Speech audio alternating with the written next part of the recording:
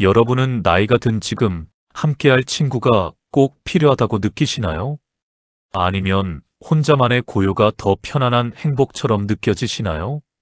많은 분들이 이 질문 앞에서 잠시 멈춰섭니다.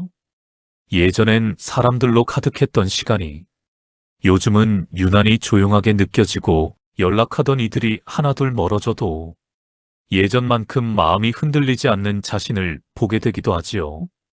그런데 이 변화가 왜 찾아오는지 누가 정확히 알려준 적은 거의 없습니다. 그러다 보니 마음속에 의문이 생깁니다. 내가 사람을 밀어내는 걸까? 아니면 세상이 나를 멀어지는 걸까? 혹은 나이가 들면 원래 이렇게 되는 걸까? 이 질문에 답을 찾지 못하면 괜히 스스로를 탓하게 되고, 혼자 있는 시간이 더 깊어질수록 작은 불안이 마음을 스칩니다. 하지만 이 조용한 변화 속에는 많은 분들이 눈치채지 못한 중요한 의미가 숨어 있습니다. 이 흐름을 제대로 이해하면 관계 때문에 불안해하는 마음은 줄어들고, 나를 편하게 하는 시간은 더 깊어집니다. 오늘은 나이가 들수록 관계가 달라지는 이유, 그리고 그 변화가 우리에게 어떤 지혜를 주는지 차근히 이야기해 보려 합니다. 들으시다가 마음에 남는 부분이 있다면 구독과 좋아요, 알림 설정도 부탁드립니다. 그럼 이제 관계의 변화를 바라보는 첫 번째 시선으로 바로 시작하겠습니다. 나이가 들수록 사람을 만나고 싶은 마음이 예전 같지 않다고 느끼는 순간이 있습니다. 모임에 나가도 굳이 말을 많이 하고 싶지 않고, 전에 좋았던 인연도 지금은 조금 벅차게 느껴지기도 합니다.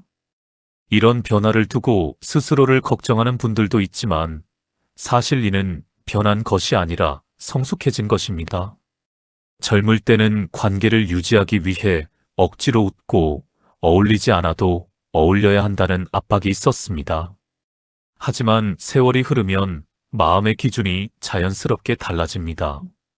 억지로 맞추는 관계보다 편안한 관계를 찾고 싶어진다는 뜻입니다.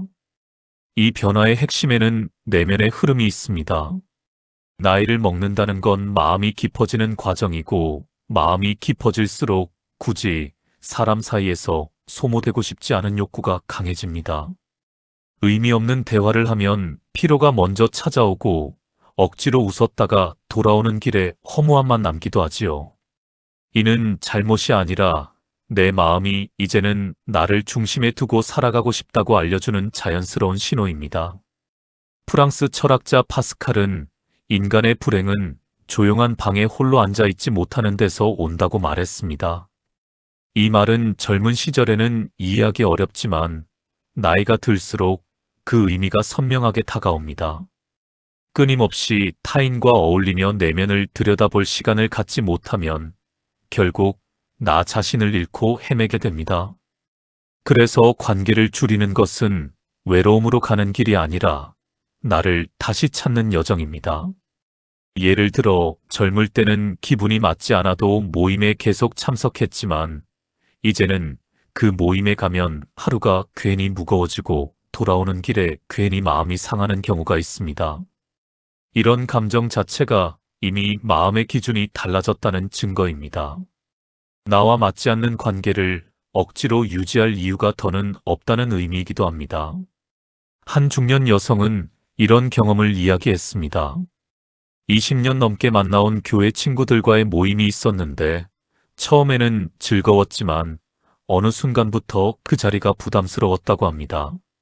서로 자식 자랑을 하고 누가 더 잘 사는지 은근히 비교하며, 때론 상대의 어려움을 위로가 아닌 우월감으로 받아들이는 분위기가 느껴졌습니다. 그분은 몇 번 고민하다가 결국 그 모임에서 조용히 빠져나왔고, 처음엔 죄책감이 들었지만 시간이 지나며 오히려 마음이 한결 가벼워졌다고 합니다. 이것이 바로 성숙한 거리두기입니다. 이때 필요한 대안은 관계를 억지로 끊거나 밀어내는 것이 아닙니다. 자연스럽게 흐르는 정도의 거리두기를 허용하고, 불편함이 느껴지는 순간 내 마음을 우선순위에 두는 태도입니다. 관계를 비워내야 내 마음이 쉴 자리가 생기고, 그래야 새롭게 편안함을 주는 인연들이 들어올 공간이 마련됩니다. 관계를 줄인다는 것은 인생을 포기하는 것이 아닙니다. 오히려 제대로 살기 위한 선택입니다. 독일 철학자 쇼펜하우어는 사회적 관계를 고슴도치의 딜레마에 비유했습니다. 추운 겨울에 고슴도치들이 서로 따뜻함을 나누려 가까이 다가가지만 너무 가까우면 가시에 찔리고 너무 멀면 추위에 떨게 됩니다. 결국 적당한 거리를 찾아야 한다는 것이지요. 인간관계도 마찬가지입니다. 너무 가까우면 서로 상처를 주고 너무 멀면 외롭습니다. 나이가 들수록 이 적당한 거리를 본능적으로 찾게 되는 것입니다. 물론 반대 의견도 있을 수 있습니다. 사람은 적을수록 외로워진다는 말처럼 관계를 줄이면 마음이 더 허전해지는 것 아니냐는 걱정입니다. 하지만 이 반론에도 답은 분명합니다. 유지하려고 애써야 하는 관계는 외로움을 덜어주지 못합니다. 오히려 마음을 더 지치게 합니다. 진짜 힘이 되는 관계는 숫자가 아니라 편안함이고 억지로 붙잡은 인연은 결국 마음의 짐이 됩니다. 심리학자들은 인생 후반부로 갈수록 사회적 선택성 이론이 작동한다고 설명합니다. 시간이 한정되어 있다는 것을 인식하게 되면서 사람들은 자연스럽게 관계의 질을 중시하게 됩니다. 많은 사람을 알기보다는 정말 의미 있는 사람과 깊은 시간을 보내고 싶어 하는 것이지요. 이는 본능적인 지혜입니다. 결국 성숙한 거리두기란 누군가를 밀어내는 것이 아니라 나를 지키는 선택입니다.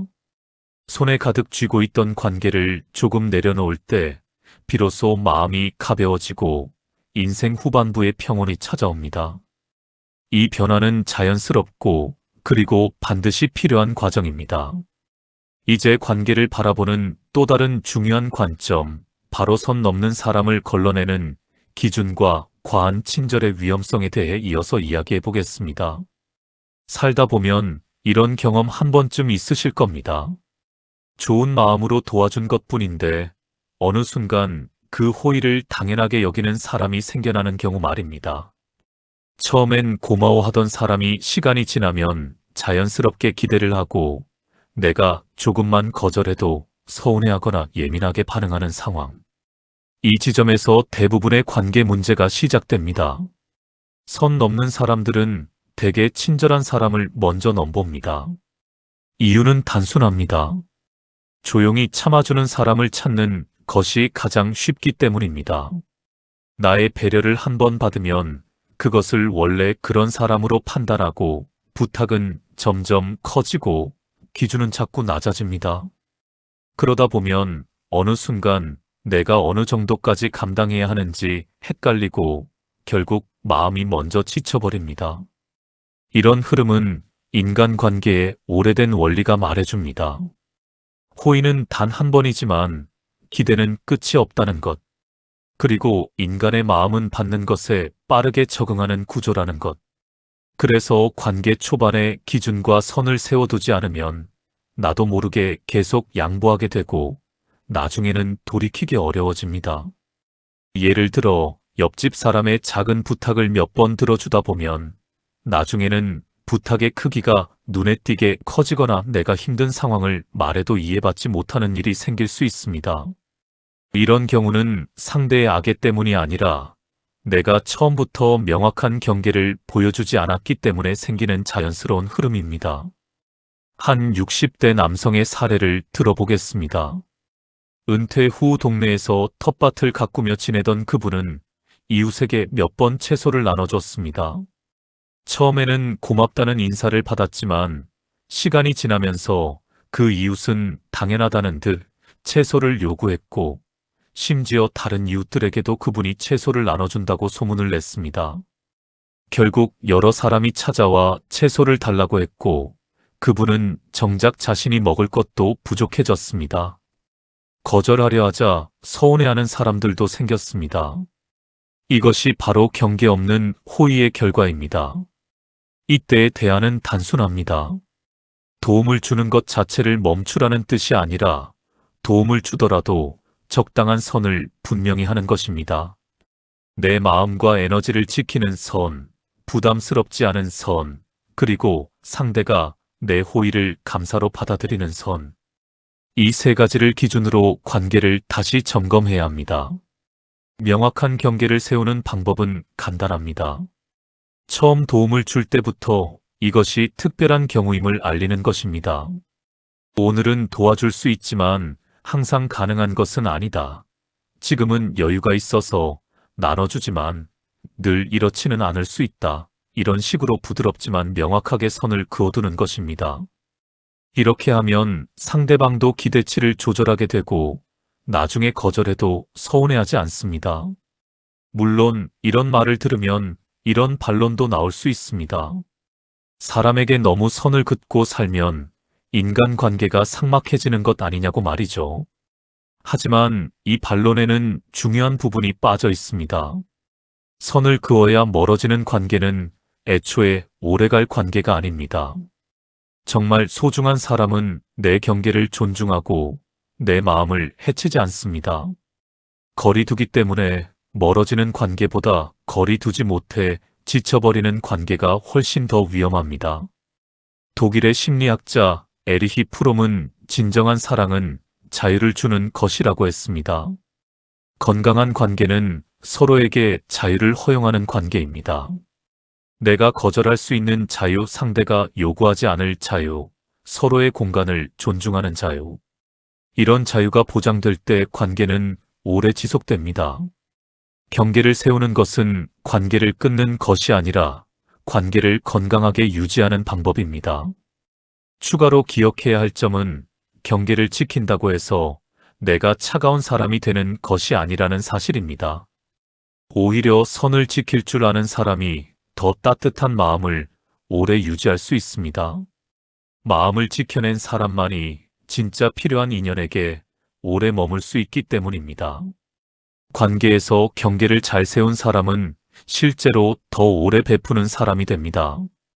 지치지 않기 때문에 언제든 여유가 생기면 다시 도울 수 있습니다.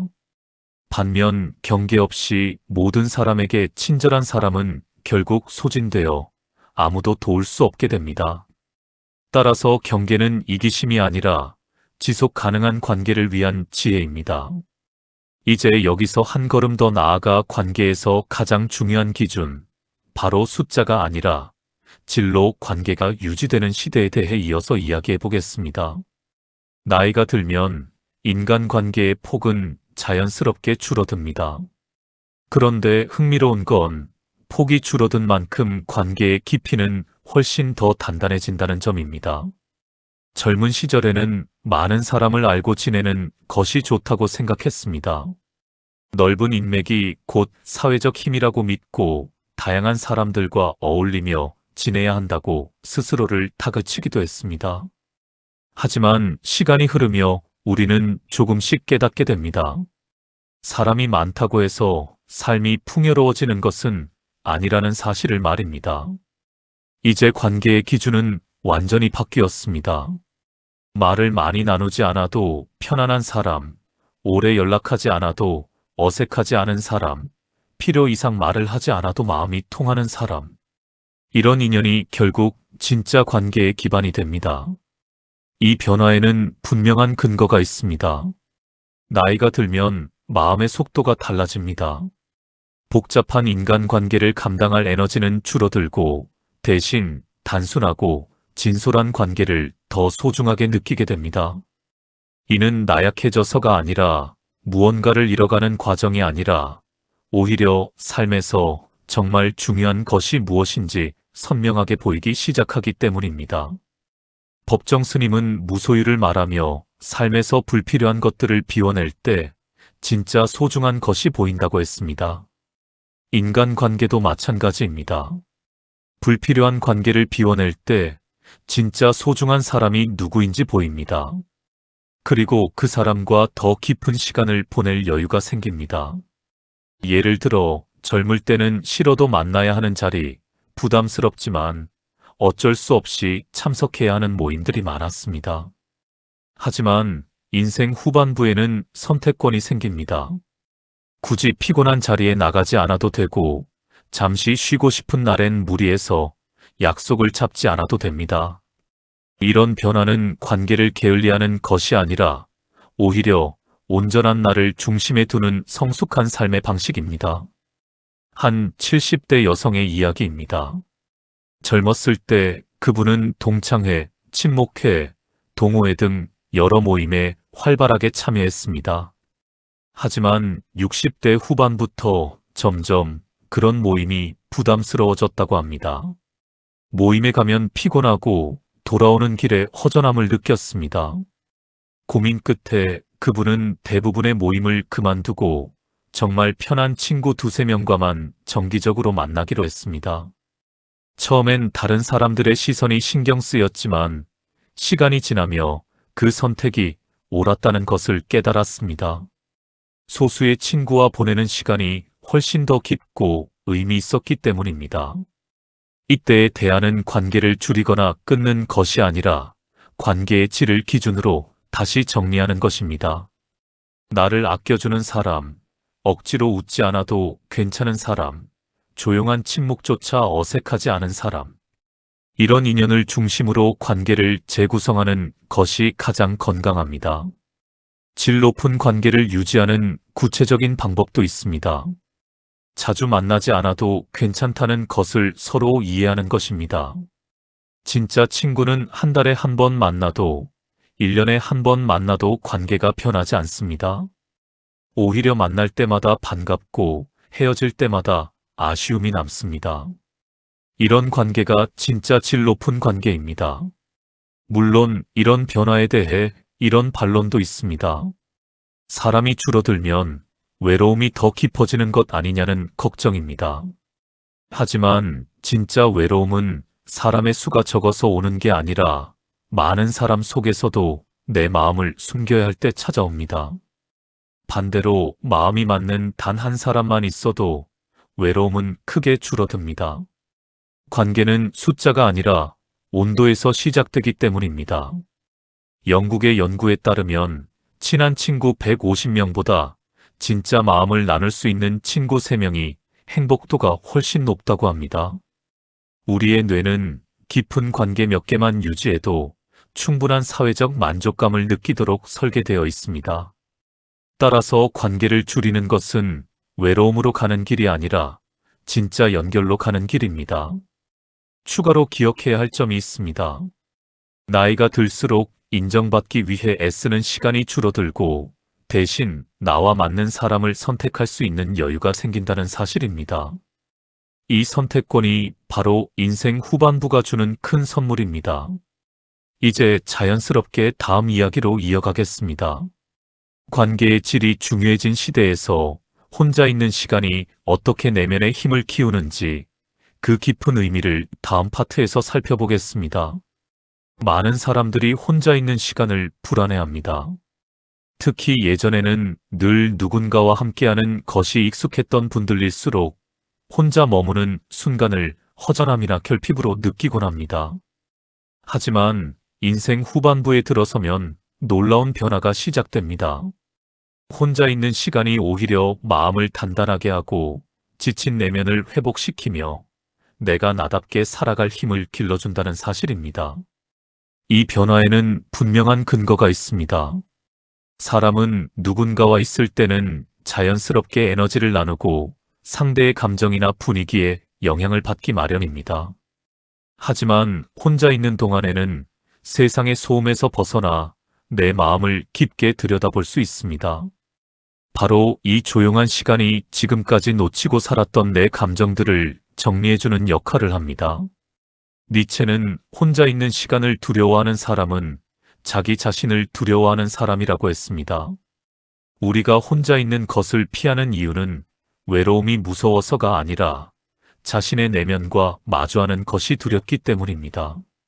하지만 그 두려움을 넘어서면 혼자 있는 시간이 가장 강력한 치유의 시간이 된다는 것을 깨닫게 됩니다. 예를 하나 들어보겠습니다. 어느 날 문득 예전에는 미처 돌보지 못했던 작은 취미가 다시 눈에 들어오기도 하고 평소엔 떠오르지 않던 기억이 조용히 올라오기도 합니다. 타인의 기준에 맞추던 순간에서는 결코 떠올릴 수 없던 것들이지요.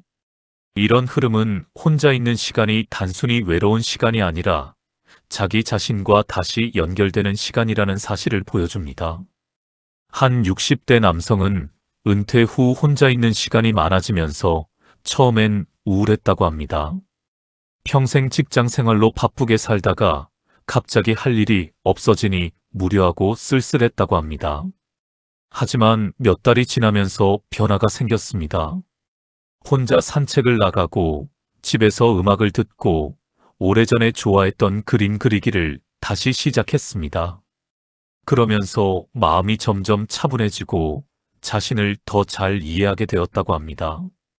지금은 혼자 있는 시간이 가장 소중하다고 말합니다. 그렇다면 이런 시간을 어떻게 대안으로 활용해야 할까요? 혼자 있는 시간에 억지 행동을 채워넣기보다 마음이 가는 일을 천천히 해보는 것이 좋습니다. 창밖을 바라보는 일, 손에 잡히는 책 한 장을 넘겨보는 일, 내가 좋아하는 음악을 틀어놓고 가만히 앉아있는 일. 이런 단순한 행동들이 마음의 물결을 고요하게 가라앉히고 지나치게 소모된 감정을 회복시키는데 큰 도움이 됩니다. 혼자 있는 시간을 활용하는 구체적인 방법들이 있습니다. 매일 아침 10분만 창밖을 바라보며 아무 생각 없이 앉아있기, 하루에 한 번 짧은 산책하며 주변을 천천히 관찰하기, 자기 전에 오늘 있었던 일 중 감사한 것 하나만 떠올려 보기. 이런 작은 습관들이 혼자 있는 시간을 의미 있게 만들어줍니다. 물론 이런 이야기를 들으면 혼자 있는 시간이 결국 외로움을 더 키우는 것 아니냐는 반론도 생길 수 있습니다. 하지만 이것엔 중요한 부분이 빠져 있습니다. 혼자 있을 때 찾아오는 외로움은 시간이 지나면 작아지지만 타인에게 기대며 억지로 채우려 했던 외로움은 오히려 더 깊어지고 복잡해집니다. 진짜 외로움은 사람의 부재에서 오는 것이 아니라 내 마음이 나와 연결되지 않았을 때 찾아오는 법입니다. 따라서 혼자 있는 시간은 외로움의 확장이 아니라 외로움으로부터 벗어나게 해주는 치유의 공간입니다. 일본의 한 연구에서는 혼자 있는 시간을 긍정적으로 보내는 사람이 그렇지 않은 사람보다 정신건강이 훨씬 좋다는 결과가 나왔습니다. 혼자 있으면서도 자신과의 관계가 좋은 사람은 타인과의 관계도 더 건강하게 유지한다고 합니다. 혼자 있는 법을 아는 사람이 타인과도 잘 어울릴 수 있다는 역설입니다. 추가로 기억할 점은 혼자 있는 시간이 길어질수록 나를 흔들던 불필요한 감정들은 자연스럽게 정리되고 무엇을 붙잡아야 하고 무엇을 내려놓아야 할지 기준이 명확해진다는 사실입니다. 갈팡질팡하던 마음의 방향이 또렷해지는 순간도 대부분 이런 고요한 시간에서 찾아옵니다. 이제 자연스럽게 다음 주제로 넘어가겠습니다. 혼자 있는 시간이 깊어질수록 생겨나는 또 다른 변화, 바로 외로움이 고독으로 바뀌며 일어나는 치유 과정에 대해 이어서 이야기해 보겠습니다. 나이가 들수록 혼자 있는 시간이 길어지고 어느 순간 마음 한구석에서 외로움이 스며들기도 합니다. 처음에는 이 감정이 두렵고 낯설게 느껴지지만 시간이 지나며 놀라운 변화가 일어납니다. 외로움이 고독으로 바뀌는 순간 그 고요한 시간이 오히려 마음을 위로하고 치유하는 힘이 되기 때문입니다. 이 과정은 누구에게나 찾아오지만 대부분의 사람들은 그 변화를 정확히 이해하지 못합니다. 외로움과 고독의 차이는 아주 작지만 결정적입니다. 외로움은 누군가를 필요로 하는 마음에서 시작되지만 고독은 혼자 있어도 괜찮다는 내면의 안정에서 만들어집니다. 처음엔 허전함이 크지만 감정이 차분해지기 시작하면 마음 안쪽에서 오래된 기억들이 하나둘 떠오릅니다. 그동안 바빠서 미처 보지 못했던 따뜻한 순간들, 누군가 나에게 건넸던 작은 배려, 잊고 있던 감사의 장면들이 고요한 시간 속에서 다시 떠오르기 시작합니다. 심리학에서는 이를 기억의 회귀라고 합니다. 감정이 고요해질 때 가장 안정감을 주는 기억이 먼저 떠오른다는 원리입니다. 이 기억들은 상처를 들추는 것이 아니라 지친 마음을 달래주고 감정을 부드럽게 풀어줍니다. 그래서 혼자 있는 시간 속에서 느껴지는 고독은 외로움을 더 깊게 만드는 것이 아니라 오히려 외로움을 덜어내는 자연스러운 치유 과정이 됩니다. 미국의 시인 메이 사터는 고독은 선택이고 외로움은 강요라고 말했습니다. 외로움은 원하지 않는데 혼자인 상태이지만 고독은 스스로 선택한 혼자만의 시간입니다. 이 차이가 중요합니다. 같은 혼자 있는 시간이라도 어떻게 받아들이느냐에 따라 독이 될 수도 약이 될 수도 있습니다.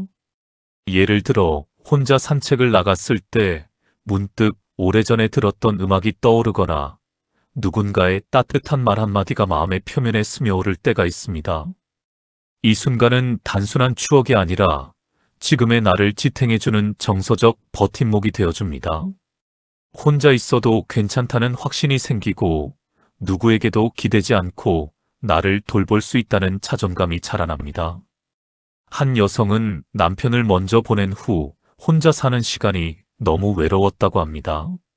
40년을 함께 살던 사람이 없으니 집이 너무 텅 비고 쓸쓸했습니다. 하지만 시간이 지나면서 그분은 혼자 있는 시간에 적응하기 시작했습니다. 남편과 함께했던 좋은 기억들이 떠오르고 그 기억들이 위로가 되었습니다. 지금은 혼자 있지만 외롭지 않다고 합니다. 남편이 마음속에 살아있고 그 사랑이 여전히 자신을 지켜주고 있다고 느낀다고 합니다. 이것이 바로 외로움이 고독으로 바뀐 순간입니다. 이 흐름을 대안으로 삼는다면 중요한 태도가 하나 있습니다. 외로움을 억지로 밀어내려 하지 말고 그 감정이 찾아들 때까지 조용히 기다려주는 것입니다. 감정은 억누를수록 날카로워지지만 고요 속에서 바라보면 오히려 스스로 정리되는 힘이 있습니다. 따뜻한 차 한 잔, 가벼운 산책, 익숙한 노래. 이런 사소한 행동들이 외로움을 고독으로 바꾸어 내면을 치유하는 통로가 됩니다. 고독을 긍정적으로 받아들이는 구체적인 방법도 있습니다.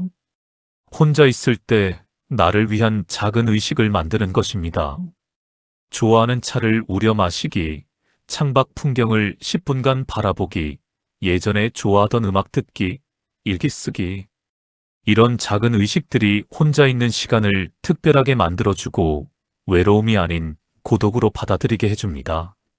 물론 이런 이야기를 들으면 혼자 있는 시간이 너무 길어지면 안 좋은 것 아니냐는 반론도 있습니다. 하지만 중요한 건 시간의 길이가 아니라 그 시간을 어떻게 받아들이느냐입니다. 사람 속에서 외로운 것보다 혼자 있으면서 마음이 회복되는 것이 훨씬 건강합니다. 외로움을 견디지 못하는 사람보다 고독을 즐길 수 있는 사람이 마음의 회복력이 강합니다. 덴마크는 세계에서 가장 행복한 나라 중 하나로 꼽힙니다. 그 이유 중 하나가 회계 문화입니다. 혼자 또는 소수의 사람과 조용히 시간을 보내며 일상의 소소한 행복을 즐기는 것입니다. 이들은 혼자 있는 시간을 외로움이 아닌 재충전의 시간으로 봅니다. 이런 문화가 높은 행복 지수로 이어지는 것입니다. 추가로 기억해야 할 점은 고독을 경험한 사람은 타인의 외로움도 더 깊이 이해하게 된다는 사실입니다. 혼자 있는 시간에서 마음이 회복된 사람은 누군가의 작은 슬픔에도 더 따뜻하게 공감할 수 있습니다. 이런 마음의 성장 덕분에 인생 후반부의 관계는 숫자는 줄어들어도 온도는 훨씬 더 깊어집니다. 이제 마지막으로 이 고독의 시간이 어떻게 삶을 다시 세우는 힘으로 이어지는지 차분히 정리해드리겠습니다.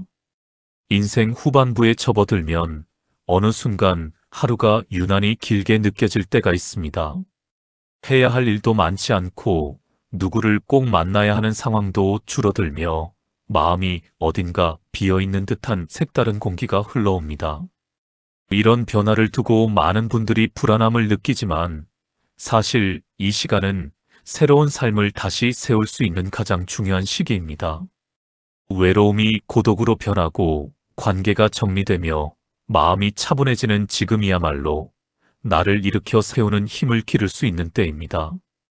그 시작점이 바로 작은 루틴입니다. 루틴은 거창하지 않아도 됩니다. 아침에 차 한 잔을 따뜻하게 마시는 일, 창가 앞에서 잠시 햇빛을 보는 일, 집안을 조금 정리하는 일, 산책을 나가 천천히 한 바퀴 도는 일. 이런 사소한 행동들이 하루의 중심을 잡아주고 흩어진 마음을 한 곳에 모아주는 역할을 합니다. 루틴의 힘은 단순함에서 나옵니다. 생각은 복잡하지만 몸은 단순합니다. 몸이 움직이면 마음이 따라오고 마음이 따라오면 감정도 안정됩니다. 그리고 이 작은 반복이 쌓이면 나는 여전히 나의 삶을 스스로 이끌고 있다는 깊은 자존감이 회복됩니다. 이 자존감이 바로 고독을 건강하게 만드는 원동력이고 노년의 시간을 흔들리지 않게 지켜주는 가장 든든한 힘입니다. 심리학자들은 작은 성취감이 쌓이면 자존감이 회복된다고 말합니다. 루틴은 바로 이 작은 성취감을 매일 주는 활동입니다. 오늘도 산책을 했다. 오늘도 차를 마셨다. 오늘도 책을 읽었다. 이런 작은 성취들이 나는 괜찮은 사람이다. 나는 내 삶을 잘 살고 있다는 확신을 줍니다. 물론 루틴이라고 해서 매일 완벽하게 해낼 필요는 없습니다. 어떤 날은 아무것도 하기 싫을 때도 있습니다. 하지만 바로 그날조차 미약한 행동 하나만 해보면 마음이 조금씩 열리고 다시 걸음을 내딛게 됩니다. 루틴의 의미는 잘하는 것이 아니라 나를 다시 일으키는 것에 있습니다. 이 작은 일상들이 이어지면서 삶은 조금씩 균형을 되찾고 하루는 다시 따뜻한 온도를 갖게 됩니다. 한 80대 남성은 매일 아침 6시에 일어나 동네를 한 바퀴 도는 것으로 하루를 시작한다고 합니다. 비가 오나 눈이 오나 거의 빠지지 않고 산책을 합니다. 처음에는 건강을 위해 시작했지만 이제는 이 시간이 하루 중 가장 소중한 시간이 되었다고 합니다. 산책하며 계절의 변화를 느끼고 동네 사람들과 인사를 나누고 생각을 정리합니다. 이 작은 루틴이 삶에 리듬을 주고 하루를 의미 있게 만들어준다고 합니다. 작은 루틴을 만드는 구체적인 방법도 있습니다. 먼저 너무 어렵지 않고 매일 할 수 있는 것을 선택합니다. 10분 산책, 5분 명상, 한 페이지 책 읽기 등. 그리고 같은 시간에 하려고 노력합니다. 습관은 반복으로 만들어지기 때문입니다. 처음에는 힘들지만 21일만 계속하면 몸이 기억하고 자연스럽게 됩니다. 루틴을 지속하는 또 다른 비결은 기록하는 것입니다. 간단한 달력에 체크만 해도 됩니다. 오늘 산책했다면 동그라미 하나. 이런 작은 기록이 시각적 성취감을 주고 계속할 동기가 됩니다. 연속으로 체크 표시가 쌓이는 것을 보면 중단하기 싫어집니다. 여러분이 지금 어떤 시간을 살고 계시든 혼자 있는 시간 속에서 마음을 단단히 세우고 가볍고 편안한 관계 속에서 평온을 지키며 삶을 다시 아름답게 다듬어갈 수 있기를 응원합니다. 오늘 이야기 중 마음에 닿은 부분이 있었다면 댓글로 감사한 글자만 남겨주세요. 그 작은 나눔이 같은 길을 걷는 분들께 큰 위로가 됩니다. 노후의 지혜는 거창한 것이 아니라 이런 작은 연결에서 시작됩니다.